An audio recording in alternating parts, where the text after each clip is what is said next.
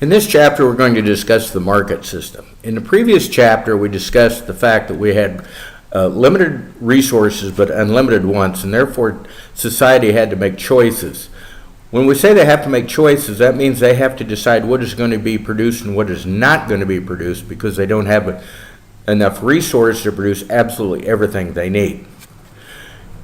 Here we're going to discuss the market system, which has generally been found to be the best way to distribute goods and better the life of man.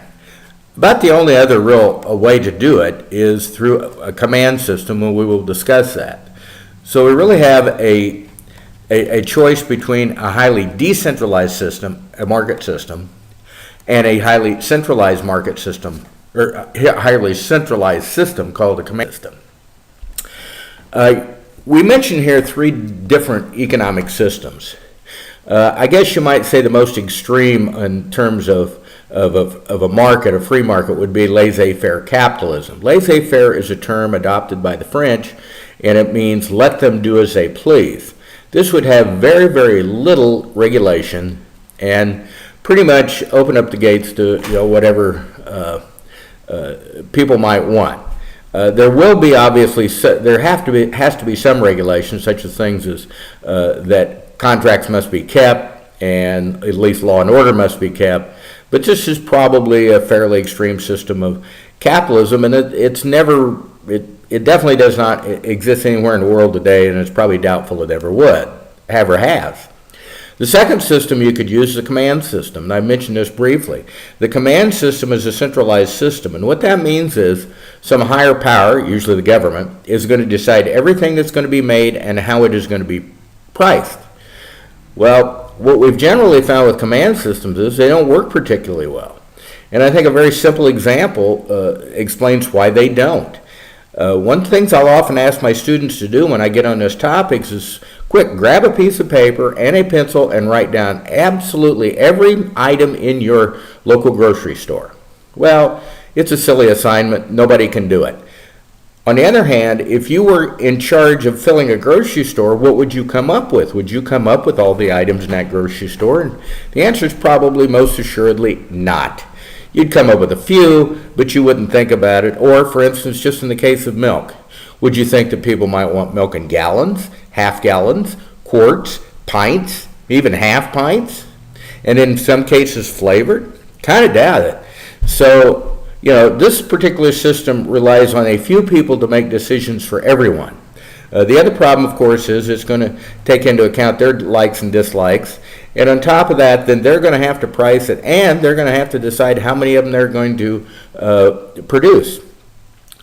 Example of the command systems I've given them in the past are North Korea and Cuba. They have command systems, don't work very well. The old Soviet Union was a classic case where there simply was no relationship between what was made and what people wanted to buy and consume. And I may give you some examples of that later, but there simply was no match. Often bread stores, and in fact what you'd have is you'd have a store for bread, a store for meat, etc., and you'd go to the bread store and you might wait in a long line, and maybe you'd get some bread, maybe you wouldn't, because maybe they made enough that day and maybe they didn't make enough that day. You have to come back the next day. And then finally is the market system. That's pretty much the way our system works today, although probably it's not quite as market oriented as many people might think, but so a lot of it is controlled by the government today. But the market system is simply a system where people trade and exchange goods, suppliers produce them, consumers buy them, and they consume them, and it's that exchange which creates a market system. Government doesn't have to tell them what to produce. Government doesn't tell them what to price it at. They arrive at that by themselves. So let's go back to my example of my grocery store. How did all those items get in the grocery store? Well, somebody who was making milk approached the grocery store and said, look, I'd like to put some milk in your grocery store. The grocery store's owner says, fine. Somebody else comes in, the Pepsi distributor, and says, I want to put some soda pop in your store, and he says, fine. And then he starts getting a lot of products he may never have heard of. I mean, now you've got cereal, breakfast cereals, meat, fruit, produce. I think one of the first things the times I got very should we say, excited about going to the grocery store many years ago was when I went in there in the middle of the winter and there were chilies and there were plums, and I'm looking in and they're from Chile, and it's like, wow, this is amazing. We have plums grown in Chile. They end up in our grocery stores. Now, how is that? It isn't because the government planned it. It's because actors in our system took the initiative to do something about that. So somehow, someone made a connection between people who grow plums in Chile and our grocery stores in the United States. If a product is not in demand, it's going to go away. If it is in demand, it's probably going to increase. In a later chapter, we'll get into that even more. So what are the characteristics of the market system? Well, there are several, as listed here. Private property, freedom of enterprise and choice, self-interest, competition, markets and prices, technology and capital goods, specialization, and division of labor. Let's take each of these in turn. Private property. Private property is probably the most important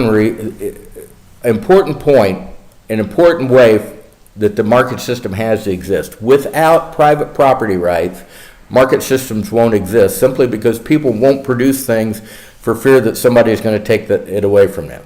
So for instance, you own a piece of land. If you can't protect it, if you can't prove it's yours, are you going to improve that land? Are you going to grow, say, potatoes on it? No, because they may come along and take it away from you, and you won't have anything. They'll take your potatoes and everything. In a book by DeSoto, he did a study of the countries all over the world to determine, which countries prospered and which weren't, which did not, and the conclusion he made was protection of private property rights is the most important thing. Second is freedom of enterprise and choice. What does that mean? Well, you have a right to develop a product and sell it. Your choice. So if you want to make a product and sell it to the public, you may do that. As long, obviously, it doesn't infringe on things like patents or copyrights or something like that. So you've got this great idea for a new product. You don't have to get a permit from the government. You simply are going to go out and produce it and provide that choice to people. Now, the choice side comes from the fact that consumers have the right to choose. They may or may not choose products you make, and that is totally up to them. So here you have a supplier, that's the person who is the enterprise, and then you have the consumer who's making choices. Third, self-interest. This is not greed. People like to think of it as greed, but self-interest is just a normal human aspiration.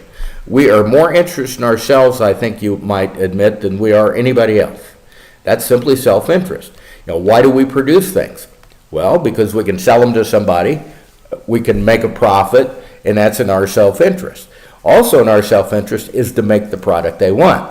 Oftentimes people will suggest that, well, self-interest doesn't really get things made that consumers want. Far from the truth. The reality is that in a market system, you can only make money by producing things that other people want.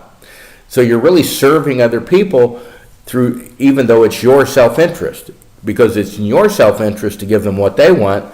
So in essence, what happens is your self-interest matches their self-interest. Competition. Competition's important because there's more than one supplier out there. If there was just one supplier, they could probably demand any price they want and get a pretty high price. But with competition, things change. If I demand too high a price, my competitor comes in, undercuts my price, and takes my customers away. So, I'm going to have to keep a price low enough to keep from having my customers stolen. Market systems also have markets and prices. Especially the markets you might have guessed, but markets exist again where simply suppliers and consumers trade. And there may be plenty of middlemen in between. So, for instance, I'm a producer of fruits and vegetables. I sell them to the grocery store, and then they sell them to the consumer. Also, in that market system, will determine a price, and it's going to be more or less agreed upon by both. In other words, a price has to be such that both the supplier and the consumer get what they want out of it. So the supplier selling a product, he has to get a price that he finds acceptable, and the consumer has to find a price that he or she finds acceptable. So prices are as big a part of this as any, and they're really determined by both groups, both suppliers and consumers. Market systems make wide use of technology and capital goods, and part of the reason for this is it makes the system work better, it may lower cost, and in a market system, you're always striving to lower costs so you can beat your competition, and you will pass that on to the consumer. An economist named Schumpeter talked about the term creative destruction. And what this means is, if I have a product and somebody comes along and produces a better product, though the creative destruction comes in the fact that they're creating a product and destroying my product. Why? Nobody's going to want to buy it anymore. Now, is that good or bad? Well, the market system's not always kind, but it works extremely well because it gives us new products that we want, and apparently gives us better products than we want. Imagine all the products over the years that have improved dramatically, and in many cases gotten cheaper too. Also, in the market system, you'll have lots of specialization. Everybody won't be doing everything. In other words, imagine if you had to take your land, grow your food, make your clothes, cook your food, do everything, make all your furniture. That would be very complicated, and it really wouldn't be very efficient either. So what happens in the market system is we specialize, and then we trade. In that market system, for instance, I make furniture, I sell it to you, you sell food so that you can buy it from me. Somebody else makes clothing so they can buy our products, and we, of course, use money. And we'll talk about that in a few minutes. And then finally, division of labor. If I have a factory, I probably am going to have everybody doing a separate job. Why? Because that way we can do it more efficiently, kind of back like mass production back in the Henry Ford era when we had workers on an assembly line all doing a single job to build that car. Well, what it did is that made that car very inexpensive relative to other cars at that time. Other is that there's geographic specialization, and this and use of money and active but limited government. Geographic specialization means simply that in some parts of the country you produce some things, and in other parts of the country you produce different things. For instance, in Iowa we produce lots of corn and soybeans. In fact, this year we had the largest soybean and corn crop in history. Now we can't use all that, so we're going to trade it to somebody else. We use the money we garner from selling those food products, and then we buy cars from Detroit or wherever, and we buy clothes maybe from the South or from other countries. But we are geographically specialized. For instance, Pittsburgh and Birmingham, Alabama became steel cities. In this area, we used to be an agricultural manufacturing area. We still are, just don't have as many companies as we used to, but we're geographically specialized. Others, use of money. Money simply makes things easier. It facilitates trade to an extreme amount. And think of trying to barter things. For instance, I always like to use the example of you make donuts and you want to buy a car. Okay, if you had to barter your donuts for a car, how are we going to arrive at that? I mean, I'm sure the car dealers, first of all, we've got to figure out how many donuts the car dealer is going to take for those. Second, we have to decide how you're going to deliver them, because I'm sure they don't want them all delivered at once, and you probably don't want to deliver them all at once. So what do we do instead? You sell your donuts, you take your money, you go buy the car. Conversely, the car dealer sells the car, takes the money, brings it to your donut shop and buys donuts. And finally, we have active but limited government. This system doesn't call for no government. In fact, some people have often argued that it's anarchistic, but it isn't. Quite the contrary. It is just very limited government. Government does whatever it needs to absolutely do and no more. People who really believe in limited government don't believe in a lot of the regulations we have, because whether you know it or not, there's incredibly extensive, many of them probably of no value whatsoever, but the government's decided we have to do things that way. They would argue that this reduces efficiency, and probably they're absolutely right. But government should be active. It should have laws, and it should enforce those laws. One of the big problems you have in having too many laws is you don't get good active enforcement of those laws. In fact, at some point you begin to get selective enforcement, and that's really the problem with having too many laws. And there's well, I won't say almost, nobody really knows all the laws in our country. Even when I worked in the city, the big problem was, our code book was several inches thick. And I had problems because somebody would call the police and complain about something, and they were told by the police, well, that's not illegal. And it's like, it absolutely was. Now, it could be the policeman just didn't want to stick around, was trying to get out of this, but on the other hand, maybe just didn't know the law. And sometimes they conflict, as we've often found out, at least here. And if it's true in the city, I'm sure it's true in the government, in big governments too. Every economy has to answer 5 fundamental questions, whether you're a command economy or a market economy. The first question is, what will be produced in our economy? Well, that's a good question.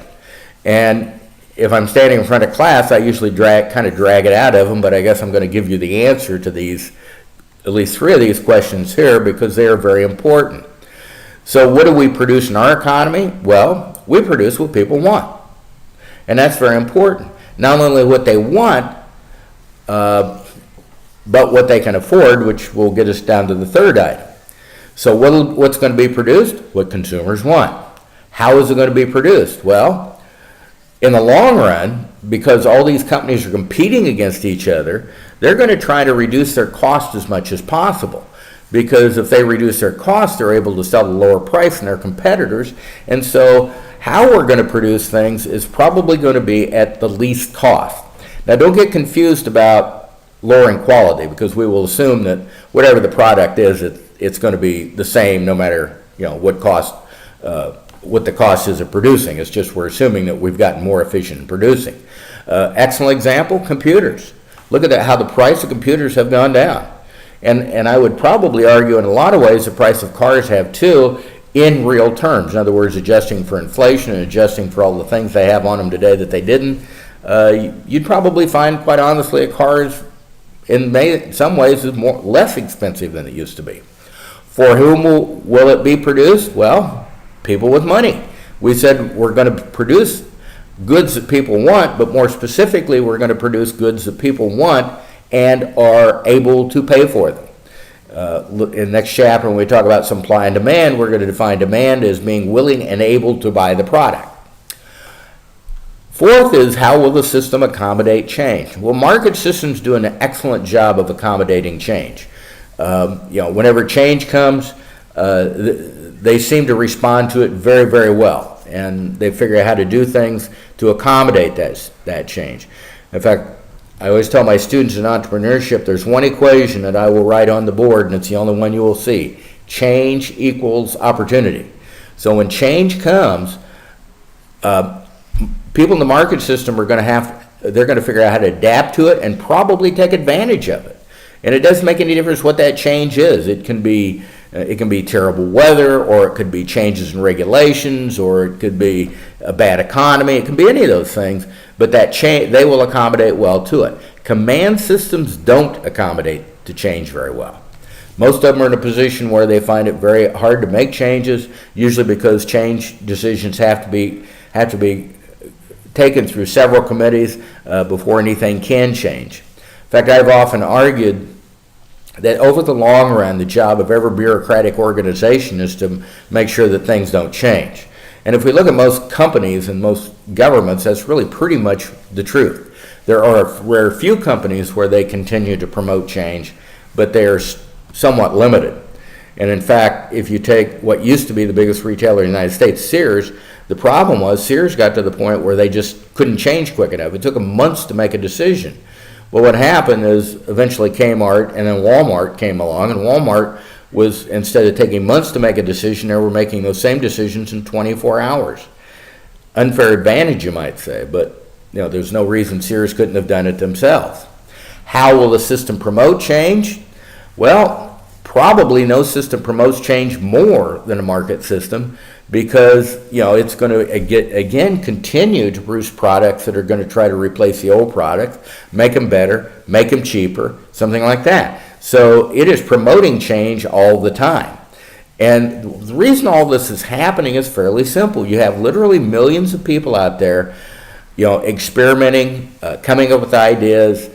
Some are going to work, some aren't going to work, but the simple fact of the matter is they're going to continue to try and enter the market system. Some will fail, yes. Some will succeed, yes. That's part of our market system. Is it always a kind master? The answer is no. Because again, some people do make products, they do very well, and they get very wealthy. Other people fail. But that again is what it's all about, because you're serving the customer, and if you can't provide the customer what they want, you're not going to succeed. Adam Smith had coined the term in The Wealth of Nations, the invisible hand. And what it was supposed to do is kind of describe how a market worked. It was the idea that many buyers and many sellers in the market will be in a market where goods will be produced and priced with no one overseeing the process. I have a term I call organized chaos. Imagine all these thousands, if not millions, of actors out in that world trying to make a connection with each other to sell their product and try to get it into the stores and get the new products into the stores, etc. One of the things I will say is probably the internet has improved a lot of that in recent years. The command system has pretty much fallen into disrepute over the last several years, mainly because it hasn't worked. Again, I talked about the old Soviet Union, and I mentioned countries like North Korea and Cuba, and more recently Venezuela, because the system didn't work. In North Korea, literally the government makes decisions to produce military armaments, and they don't produce enough food, and people actually starve to death. I believe, it's my understanding, it's the largest standing army in the world, and that country is a lot smaller than ours. Cuba's another one. It's been under communist rule for quite a few years. People are extremely poor there. Incomes are about $20 a month, and they have not improved under the Castro regime. More recently, we had Venezuela, who decided to become a socialist nation and more of a command economy. What happened to them? Well, they went from exporting food to not being able to feed themselves. In the most recent elections, they actually voted a lot of the current Socialist Party members out and elected a lot of more free market oriented people, but they still don't have a majority, and they haven't been able to push out the socialist president. And the problem was the system did not accommodate change, and that's what hindered it. They simply couldn't change. What they tried to do was redistribute income, but the problem with redistributing income is it really means what they're really trying to do is redistribute wealth in most cases. For instance, in Zimbabwe, they tried to redistribute land from the landowners who held it, who knew how to farm it and use it, to people who were poor but had no clue on how to farm it. Well, what happened was then that they didn't know how to grow food. The country fell into the same problems that Venezuela has, and so in the situation where they tried to redistribute wealth, they actually ended up destroying it. In other words, the land, even though it still remains, is not worth as much as it did before, because production is what it's all about. Production determines the value of land, and so these people were given land, but it's now worth less than it was worth before. China did not begin to improve economically until they got rid of the command system and went to a market system. I was there some years ago, and everybody was selling something. And once they accepted the fact that profits and selling goods was a good idea, all of a sudden their economy is growing at 10, 12, and 15% a year. Before it had not grown at all. And again, they had mass famines, people starved to death. Now that's not true. They have plentiful food. So as it turns out, the command system. In this slide, we show the circular flow. At the very beginning of the course, I discussed it, but I've decided to go ahead and put it in here because it is in this chapter. This is an extremely, might we say, busy slide because there's so much information in here. Hopefully you can follow it, and hopefully at the beginning of the course when I did it on the blackboard, it was easier to follow. Extremely difficult to do on a on a PowerPoint slide because there's way too much going on here. But in this situation, we see the four sectors of the, should we say, the economy. There's a household sector, business sector, the government, and the foreign sector. Let's start with the household, which of course is you, and talk about how this whole system works. First of all, you spend money, but the question becomes is where do you get the money? Well, you get the money by working for a business. And so what you do is you sell resources, land, labor, capital, or entrepreneurial ability to the business, and that's shown in the below the two circles. The business then makes payments to you for those resources, land, labor, capital, and entrepreneurial ability. Most of us sell our labor, probably most of you do, and that in fact is the largest portion of our economy. The largest amount of money goes to labor. Now, in return for that, with that money, then you buy goods and services from the business, so the goods and services move to you. You then take the money and you make payments for those goods and services to the business. The important point here is to understand that everything the business takes in, it pays out. And another way to put it is everything that pays out, it must take in. So, those both basically are saying the same thing, but they're fairly important as we go through the course. And so, and you might say, well, but what happens to profit? Well, profit, first of all, is a payment to entrepreneurs. It's just as necessary as any other payment. Some of the profit may remain in the company, especially the corporation, and we'll use corporations here instead of sole proprietorships. It will remain in the corporation, but what will happen to it? Well, if it remains in the corporation, it's called a retained earning. Retained earnings are used to expand the business in most cases. You cannot continuously retain earnings or you'll get taxed on the money. There'll be a penalty tax for doing that. Some of the money, some of the profit will go to pay dividends to individuals. So people who have retirement plans will receive dividend payments. Now, let's go back to the retained earnings. The retained earnings are important because the idea there is that they will increase the value of the business. So if you own stocks in the company, you may either receive dividend payments or you're hoping that as they reinvest, the value of the company will go up. That's the idea behind where the profits go. So they're very, very important to the society. And the reason I make that point so strongly is that more and more people keep saying, well, profits aren't necessary. No, they're absolutely essential to any system. And I don't mean just a private property or a private business type of sense. For the most part, all organizations actually make profits. They just don't call them that. For instance, if you're a nonprofit, if you have a profit, you call it a surplus. You just don't pay tax on. The government tends to use their profits actually to pay money and probably be fairly wasteful. So they really make a profit. If actually they were paying the costs that the private sector did, they'd probably have a surplus instead of a deficit.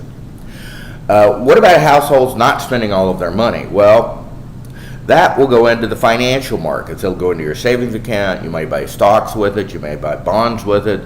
You buy insurance with it. It goes into the financial markets. Now, on the other hand, you may also invest it directly. Let's say you have some extra money and you decide to buy some rental property. That's not consumption. That's investment now. So I'm including that in the financial markets. If you look to the next one, you'll see you have government. Well, how does government get money? Well, it either taxes it out of the circular flow of the private sector, or it borrows it. So if it can't take in enough money to pay its expenditures, then it's going to have to borrow money from the financial sector. That's important. Taxes is money removed from the private sector. The problem is if government gets too large, it has to tax the private sector more and more, and that's often what's happened in many of these socialist countries. Taxation's gotten so high, private sector just kind of disappears, and then the country can't tax enough money to pay for its expenditures. Anyway, that's kind of what we've done. Loans, well, that has to come out of the financial markets. So loans to the government are competing with loans to private business. So they may take money out of the financial markets use it for government, but then the businesses, it won't be available for businesses to borrow. Finally, I've shown an arrow that simply goes from the government into the circular flow, and what the government's going to do with that is either provide goods or services, and we'll just kind of leave it at that. For the most part, it's probably going to be services, or it's going to be transfer payments.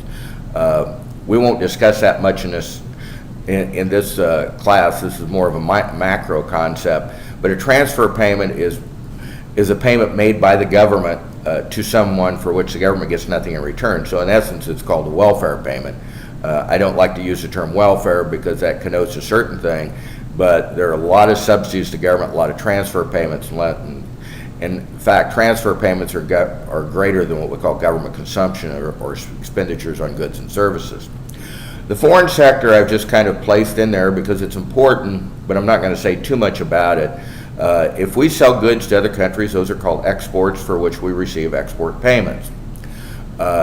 If we buy goods from other countries, then those are imports, for which we receive import payments. Those are marked. What we're really concerned about the most, although we won't even discuss it too much, again, this is a macro idea, is the difference between exports and imports. In other words, exports minus imports is really the important point, not whether we have imports or exports, but the difference between the exports and the imports. If imports are greater than exports, then that does have somewhat of a negative impact on your country. If exports are greater than imports, it adds to the circular flow. So don't take too much from that, because again, the major difference here is exports minus imports. So oftentimes people will suggest that, well, what we need to do is reduce imports, that helps our economy. May or may not, because if exports drop too, you may not be any better off. Again, it's the difference between exports and imports. But again, that part is really covered better in another course. So that's our circular flow. Very complex, but very important, because we have to understand that everything is produced and created in the private sector. All the wealth and all the income is created there. Government then has to get money from that private sector. Now, the government can do things that, in fact, enhances the private sector. Two of these I would mention would be the interstate highway system, which has helped the private sector tremendously, and another one, strangely enough, I believe, is zip codes, because zip codes have turned out to be a way for companies to use to designate areas. For instance, if I go online and I want to find a store for a chain of stores, they'll ask for a zip code, and that helps them. So that was fairly useful and fairly inexpensive. Interstate highway system was fairly expensive, but still been very, very useful, because we are moving more and more goods to market much, much faster. What about risk in the market system? Well, the market system deals very well with risk. In fact, extremely well. One of the problems we have is that sometimes in an attempt to reduce risk in our economy, we actually created more of it. One of the real problems we have is that we continue to move liabilities from individuals to the government, and that really doesn't do any good.